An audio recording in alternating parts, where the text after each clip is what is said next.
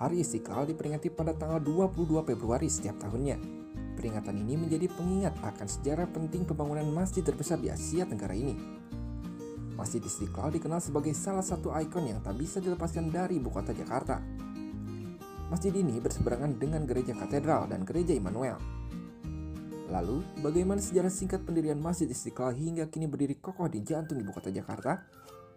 Tim Meo Channel sudah merangkum informasinya sebagai berikut. Ide pendirian masjid. Hari Istiqlal menjadi momen penting untuk mengingat kembali sejarah pendirian masjid ini.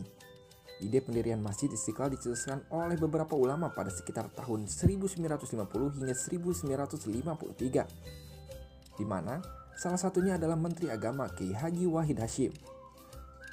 Dilansir situs resmi Cagar Budaya Kemendikbud, ide dari beberapa ulama kemudian direalisasikan dengan membentuk yayasan bernama Yayasan Masjid Istiqlal. Kala itu, Presiden Soekarno menyambut baik ide dari para ulama dan memutuskan membuat sayembara pembuatan rencana desain Masjid Istiqlal. Rancangan judul ketuhanannya, karya Predik Silaban yang terpilih di mana arsiteknya merupakan seorang Kristen Protestan. Adapun terkait lokasi, Soekarno mengusulkan Masjid Istiqlal dibangun di Taman Wilhelmina. Hal ini lantaran beberapa alasan seperti dekat dengan bangunan pemerintah, dekat dengan Istana Merdeka. Soekarno juga ingin Masjid Istiqlal berdampingan dengan Gereja Katedral Jakarta dan Gereja Immanuel. Proses pembangunan masjid. Pada 24 Agustus 1961, tepatnya peringatan Maulid Nabi Muhammad SAW, Presiden Soekarno melakukan pemancangan tiang pertama Masjid Istiqlal disaksikan ribuan umat Islam. Sayangnya, pembangunan masjid tidak jalan lantaran situasi politik yang kurang kondusif. Seorang mayor TNI bernama Yunan Helmi Nasution tergugah melihat mangkraknya pembangunan tersebut. Ia pun mengajak masyarakat dan barisan seniman budayawan muslim untuk memikirkan solusi.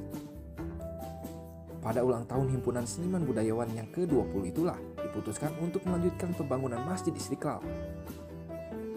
Pada tahun 1966, Menteri Agama Kiai Haji M. Dahlan kembali mempelopori kembali pembangunan masjid ini. Dahlan menggalang dana agar pembangunan fisik masjid direncanakan kembali, di mana pengurusannya dikoordinir oleh Kiai Haji Idam Khalid yang ditunjuk sebagai koordinator panitia nasional pembangunan Masjid Istiqlal.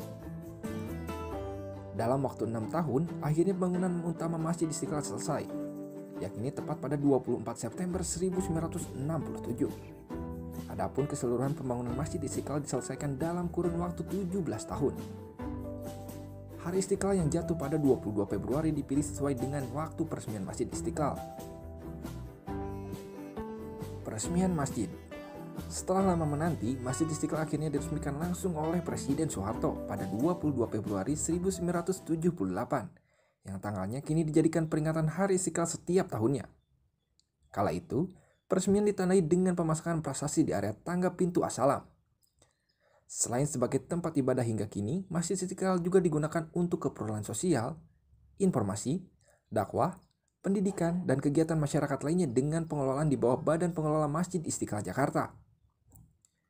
Diketahui, Masjid Istiqlal mampu menampung jemaah hingga 200.000 orang. Adapun tersedia 7 pintu gerbang masuk masjid yang seluruhnya dinamai sesuai Asmaul Husna. Bangunan utama berdenah segi 4 menghadap ke utara. Masjid ini memiliki 5 tingkat di mana bagian sebelah tenggara terdapat beberapa bangunan terbuka.